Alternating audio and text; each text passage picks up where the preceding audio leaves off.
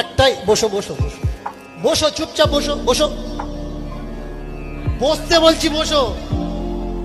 আমি শুরু করলে কোমরে প্যান্ট থাকবে না, বসে যাও। প্রেম সে আমি বলে দিচ্ছি শুনুন, এসব তো চুনোপুটি, যারা বই লেখে রাঘব বোয়াল আমার নাম শুনলে প্যান্টে পেশাব করে ফেলে, এদের যেই সাহসগুলো কে দেয় আমি তাই চিন্তা করি। যে কোনো কিছু বলতে গেলে তার সেই যোগ্যতার স্পর্ধা থাকার দরকার, যে আমি কার সামনে দাঁড়িয়েছি আর কার সঙ্গে কথা বলছি।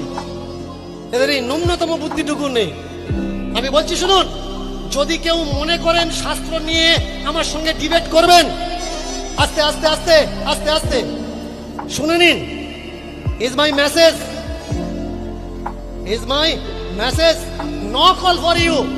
যদি মনে করেন শাস্ত্র নিয়ে আমার সঙ্গে কেউ ডিবেটে বসবেন, আমার চ্যালেঞ্জকে অ্যাকসেপ্ট করুন আর বসুন না আমার সঙ্গে। আমি তো ডাকছি বিগত 2-3 বছর ধরে, কোনো মাইকা লাল পাইনি যে আমার সামনে বসবে। অনেকে বলে যে আমি নাকি ব্রাহ্মণদের নিয়ে গালাগালি করি, কোনো ব্রাহ্মণ পাইনি যারা আমার সামনে বসবে যে ভাই তুমি ভুল কথা বলছো।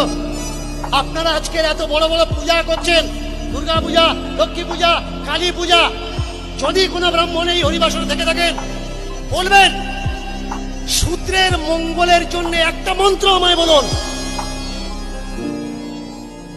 আমায় উঠে বলবেন, আমি সারা জীবন কীর্তন করা বন্ধ করে দেবো।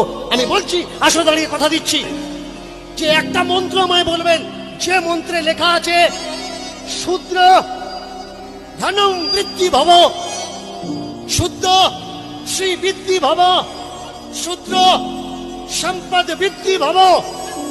কারা ভাই তোমরা? তোমরাই তো সেই নির্যাত। মাছ বিক্রি করো না? করো তো, দোকানদারি করো, করো। মনুস্মৃতি আর ধর্ম নির্যাতকে কখনো শিক্ষা দেয় না, শিক্ষার অধিকার নেই এদের। আজকের স্কুলে যাচ্ছ কার বাদালত? যদি বাবা সাহেব আম্বেদকর না থাকতেন,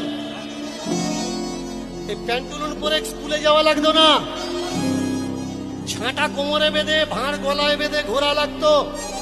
কে তোমার বাঁচার অধিকার দিয়েছে সেটাই তুমি জানো না। আস্তে আস্তে আস্তে ভালো করে মন দিয়ে শুনবেন।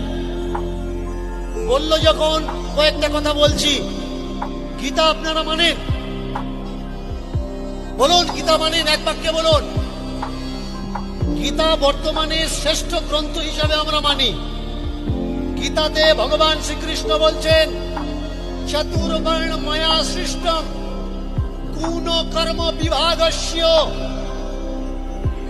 চতুর্বর্ণ ময়া সৃষ্ট গুণ কর্ম বিভাগস্য। গুণ আর কর্মের দ্বারা, গুণ আর কর্মের দ্বারা মানুষ বিভাগ হয়েছে।